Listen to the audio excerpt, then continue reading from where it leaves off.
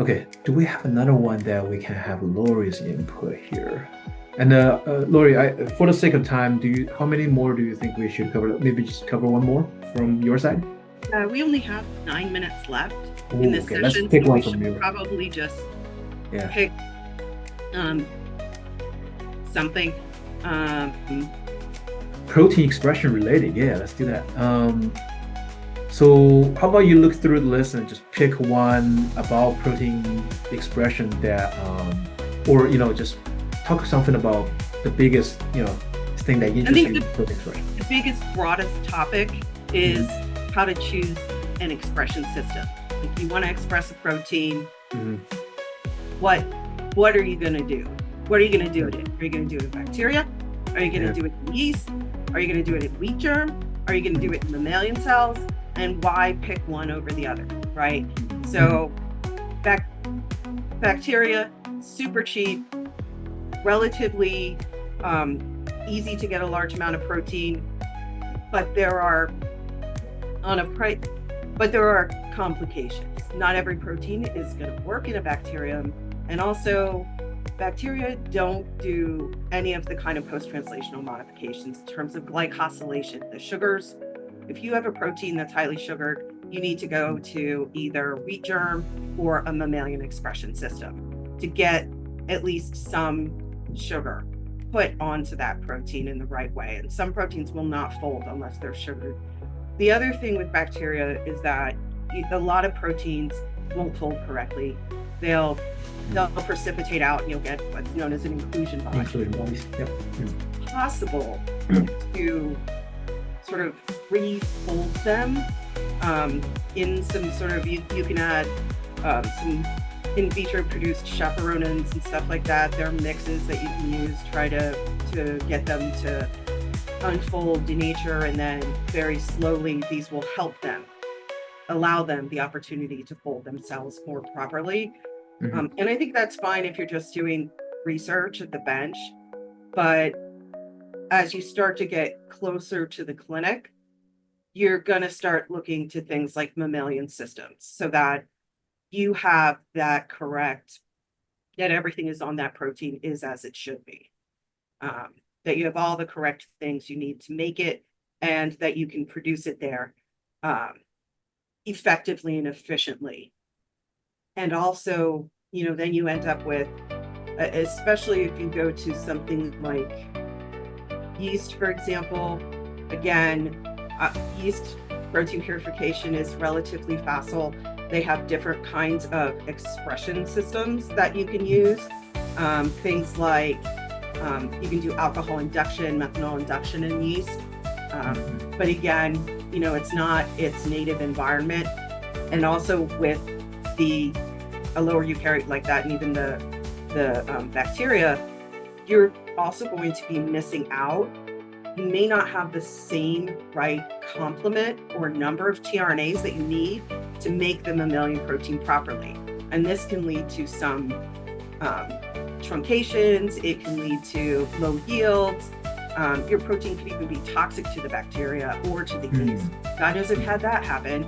And, it may not grow well. You may have to grow it at a lower temperature. There are specialized, and this question actually came up, it was on a tech support call when someone had bought a clone from us to use for bacterial expression of his protein. And he's like, I don't know what's wrong with this. I need to buy another clone. This isn't working. And he was using like a Rosetta or a BL21 E. coli. And I was like, oh, so you're doing a fresh transformation every time. And he goes, no. I was like, you can't make a glycerol stock of the expression strains. That doesn't work. They're not designed to hold the DNA. They will spit it out. They will lose it. It won't express. You have to do a fresh transformation every single time you want to do expression. And he goes, oh, and he hung up on me. Well, he got what he wanted. Yeah, he got what he wanted, basically. And I look back on that and it cracks me up because I'm like, yeah, read the manual. And they're not lying, okay? Sometimes. Well, they need to know what a transient expression is. Yes, seriously.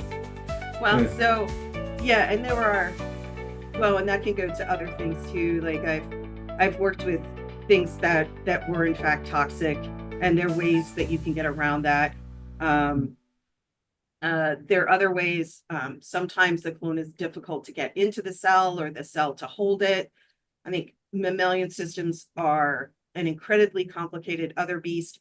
All these guys, basically, with the exception of kanamycin, it's like the one antibiotic that spans everybody, but they all have these weird, like different antibiotics. You'll have, ampicillin works great in bacteria, but it's not going to do anything for, trying to get your clone into mammalian cells, right? Because it interferes with cell wall synthesis. It's not going to, mammalian cells don't have a cell wall. So they don't care. Yeah, they don't care. It's not going to help.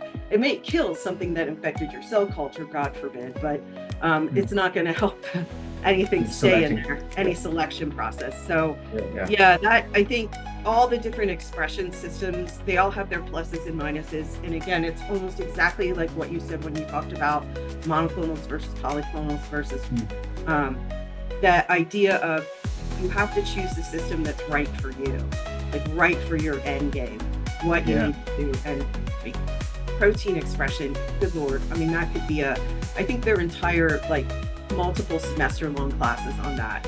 Yeah. We should probably we have made like a cool form of infographics for this type of exactly for this type of scenario where there are multiple factors for different scenarios, and I think let me just quickly find that and see if we can just produce some of these. Yeah, that was something that I actually wanted to mention, like on the slide that we pulled up and stuff. We should put our branding on there. Oh yeah. For post-production, we'll. Yeah. I'm just saying, like, there are things that were going through my head. So this is what we have made in the past for the topic here was selecting the right model organisms, but this format, right, like just for laying out the usage scenario, and then the two factor that matter the most, and then you put your solution on there and you circle the sweet spot. Yep. Yeah, I think that format might be mass producible for like a lot of these connecting methods and technology to usage scenario, that communicating like that. You name a bunch of usage scenarios below and say, hey, for in this scenario that matter and this matter, and here's all the solutions mapped down to it, and then here's what you want. That's a nice visual. I really like it. It's clean and it's clear. Yeah. We were trying to make a series of this. Maybe we'll use this opportunity to also, kind of pick this back up again.